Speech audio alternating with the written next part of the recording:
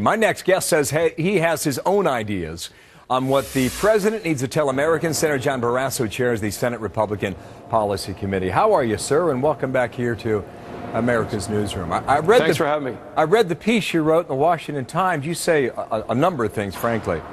You say this: with lame duck status looming, the president has a choice to make. What's that choice?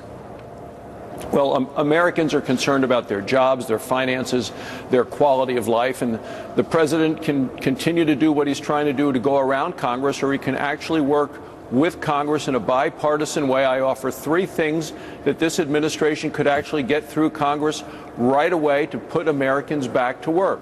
One is approve the Keystone XL pipeline. 62 senators, that's Republicans and Democrats alike, support it. Every governor along the route supports it.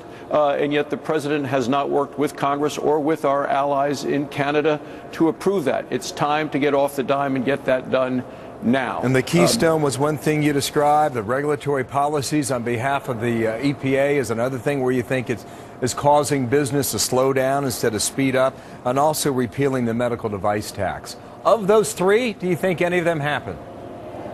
Well, they ought to all happen. You know, the regulations coming out of the EPA specifically on the day of the 50th anniversary of the war on poverty, which is going to hurt quality of life for Americans, put people out of work. And it's one of the reasons that Americans now view the government as their adversary instead of as their ally or advocate. And with the medical device tax, that's going to drive more jobs overseas and hurt our innovation as Americans in terms of health care. I understand the argument. I understand the argument you're making, but do you think you'll get movement on any three of those things? On any one of the three? 79 senators support repealing the medical device tax.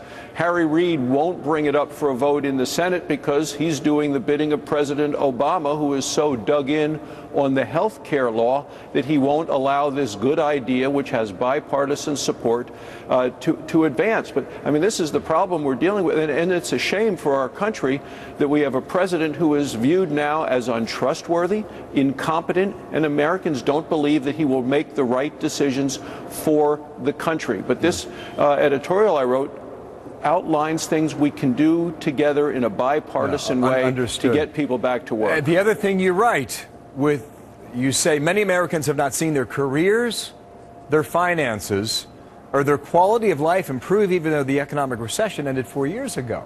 Now, you look at the poll we put out last Thursday. We asked this: for your family, does it feel like the recession is over? A whopping 74% believe the country, or at least they and their family condition, is still in a recession. Wow. Yeah, and we are a strong and resilient nation. We will get through this. I think the president needs to admit that finally this is his economy. He continues to blame a previous administration. That doesn't help our country. We all want to grow the economy. The president seems to want to divide the pieces of the pie. I want to grow the whole pie, get more people back to work, more taxpayers out there contributing, working.